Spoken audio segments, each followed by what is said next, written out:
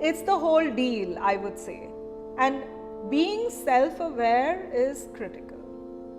Always also figuring out that am I on the right path?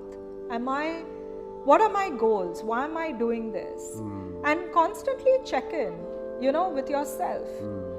Because if you're not happy doing it, better walk away. Right.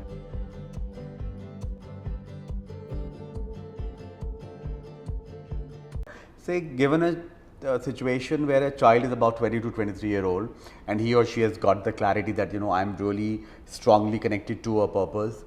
This is a strong, social cause and I want to, drive it, and he or she has no money whatsoever.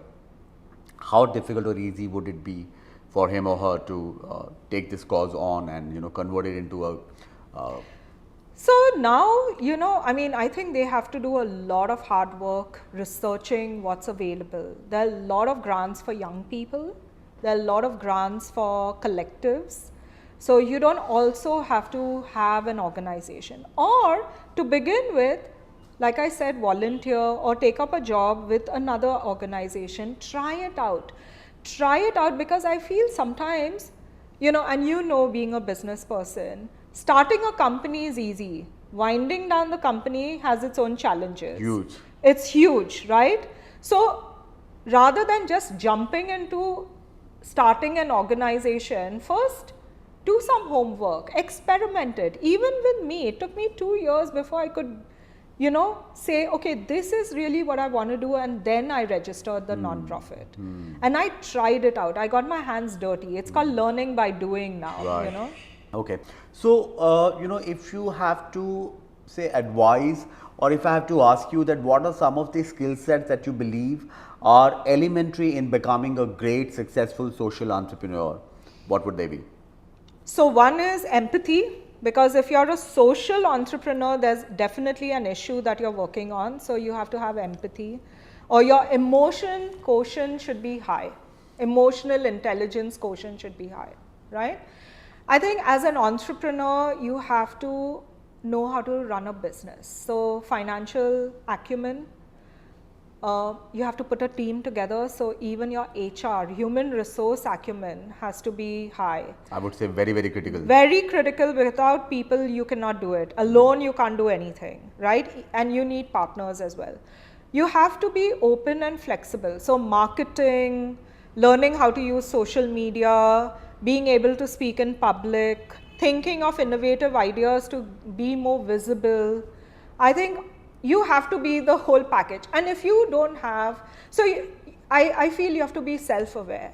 What are your strengths? You can't have everything, right? So what you don't have, surround yourself with people who do have it, so that you're complementary to each other. And don't feel threatened by people. Always try to hire the most intelligent people, because you need that. You can't do it on your own. So, when we talk of a lot of children looking at this career as a, viable career option today, what would be your advice, in terms of, I'm sure patience is, one of the things that I'm hearing in your conversation all the time, that, you got to be patient, you got to be really at it for a longer time.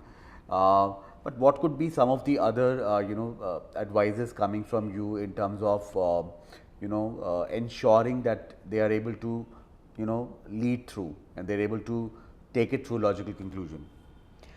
So, whether you're an entrepreneur or a social entrepreneur, it's not going to be an easy journey, right? It's not like I decide I'm going to start a business and people are going to come and buy your product or your service and you're going to get rich instantly. Today, everybody wants to get rich instantly. There are no free lunches. You have to put in the hard work. You have to do your research, you have to learn, you have to adapt. Look at when COVID happened. A lot of businesses shut down. But you have to learn and pivot based on the, they call it the VUCA world, right? Which is constantly changing. Yeah, so volatile. You have to be comfortable to adapt. You have to be comfortable to be flexible. And you have to know that there'll be, with successes, also failures. But failures, you learn. What are failures? it didn't work out. It didn't work for a reason. Find out what was the reason and then change that, you know. So it's the whole deal, I would say. And being self-aware is critical. Always also figuring out that, am I on the right path? What are my goals? Why am I doing this? And constantly check in, you know, with yourself. Because if you're not happy doing it, better walk away. Right.